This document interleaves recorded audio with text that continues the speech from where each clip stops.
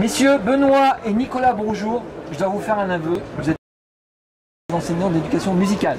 Je ne me suis pas planté. Première fois que j'ai des enseignants d'éducation musicale. Et en plus, je suis tout ému. Il paraît que vous êtes rencontrés ici. Racontez-moi un peu votre vie, ce que vous faites. Oui, vas-y Nicolas. Donc effectivement, l'année dernière, j'ai eu la chance de venir à mon premier Ludovia et j'ai rencontré Cathy, donc Zik Collège sur Twitter, qui Zik Collège voilà, sur Twitter. Voilà, avec ZIK. Et voilà, qui m'a dit, écoute, il faut qu'on se rencontre, il faut qu'on fasse une rencontre de profs d'éducation musicale autour du numérique. Sur Twitter aussi avant. Moi, j'étais sur Twitter aussi. Et toi, c'est Nico Guitare. Voilà, c'est ça. Nico Guitare. C'est les pseudos là. Ah oui, il va falloir les mémoriser. C'est musical, ça chante déjà les pseudos, vous voyez. Donc voilà, elle a proposé qu'on se retrouve, on a dit on le fait, et puis c'est parti.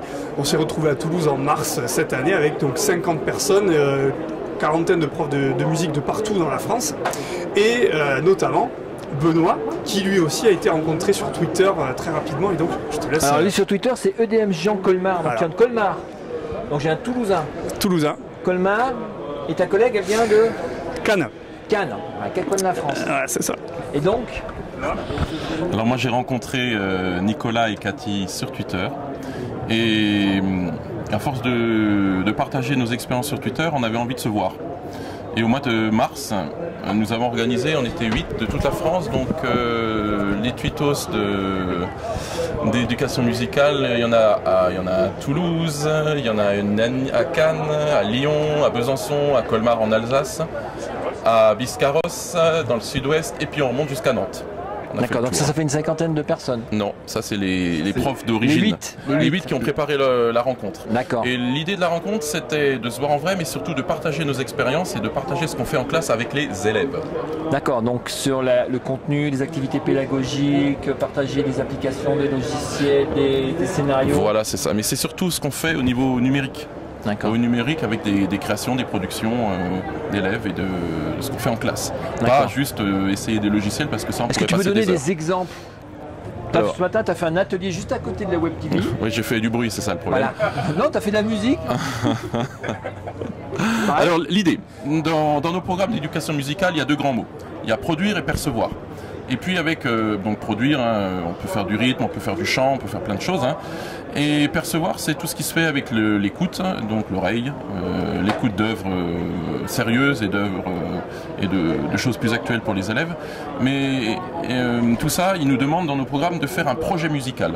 Alors le projet musical, c'est quoi? C'est essayer de faire créer à toute la classe ou aux élèves quelque chose qui vient d'eux.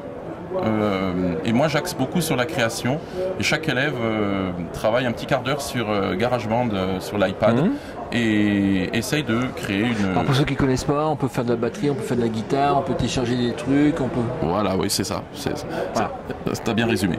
Voilà. Moi j'ai fait gling gling et gling gling dessus, c'est tout mon niveau, tu vois. Oui, c'est un... Ouais, j'irai vous voir.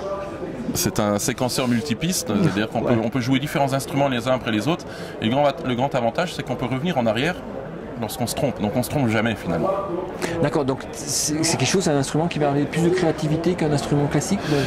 Je sais pas, moi je connais rien, je pose la question.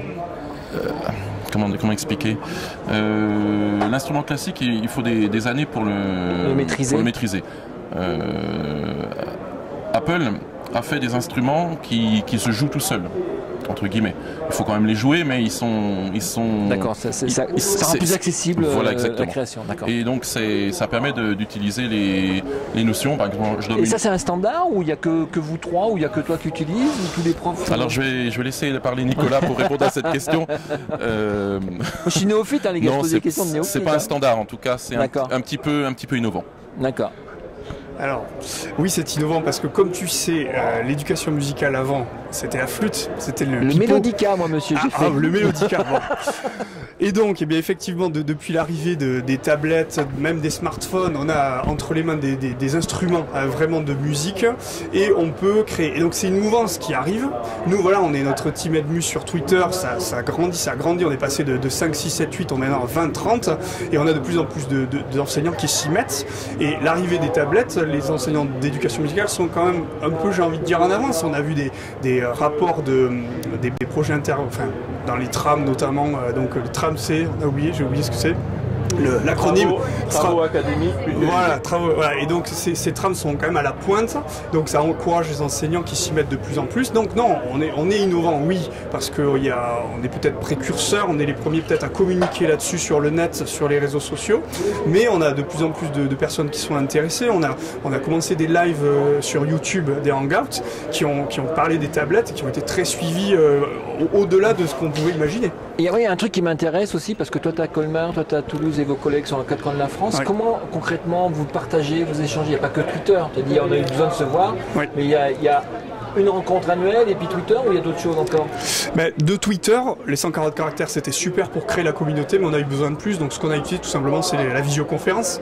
Donc on a fait des hangouts, je crois que c'est indécent de dire les durées et les horaires qu'on a eu, mais c'est là qu'en fait on a créé d'autres groupes, toutes les relations qui dépassent finalement le professionnel et cette envie de se retrouver. Du coup à chaque rencontre d'enseignants, Ludovia, éducatrice, de tout, on se retrouve et voilà, là on est 4, mais sur celui de Click on était 4 aussi, 4 autres et voilà.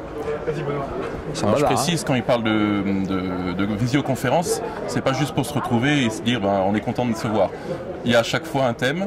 Le dernier thème c'était le NT, donc l'environnement numérique de travail. Comment est-ce que nous on l'intègre, et à chaque fois on invite d'autres collègues de tuteurs qui l'utilisent plus particulièrement pour avoir un regard extérieur.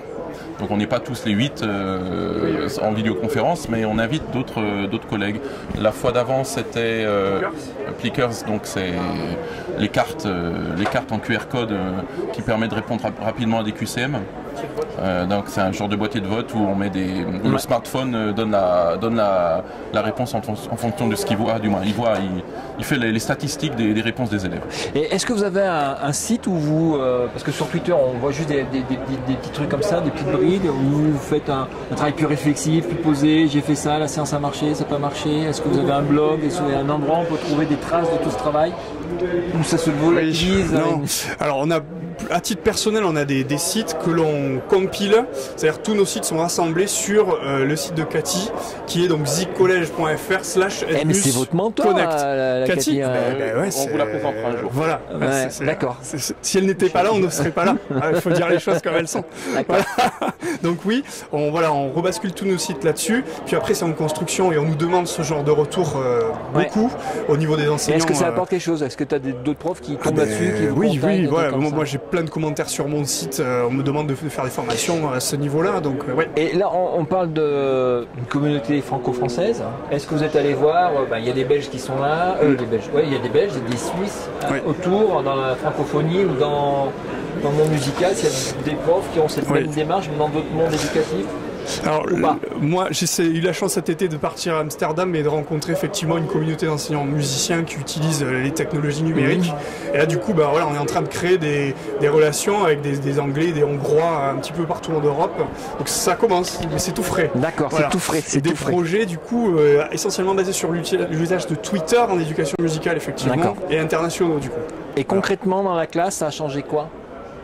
Dans la vie de ta classe, tout ce bazar? Alors, moi j'enseigne une nouvelle matière depuis septembre, puisque dans ma salle de classe j'ai 16 iPads qui sont sur des cartes son qui sont fixes, donc ils se promènent pas dans le collège.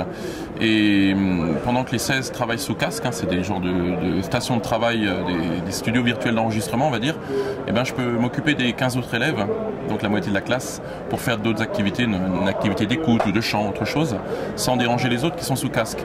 Donc ça fait que ceux qui travaillent sur les iPads sont en autonomie, il y a des élèves qui les aident, c'est des élèves tuteurs qui sont un peu plus véloces que les autres. Mais ce qui change, c'est que les élèves sont dans leur projet, donc de cours en cours, ils continuent le projet qu'ils ont commencé et on ne travaille plus en classe complète, quoi. Mais est-ce que tes élèves sont plus motivés, plus créatifs, meilleurs à la fin ou pas? C'est trop tôt pour le dire? Non, c'est pas trop tôt. Moi, je trouve que... Toi, est-ce que tu as déjà plus de plaisir à faire ça? Ah, moi, j'ai la paix en classe, quoi.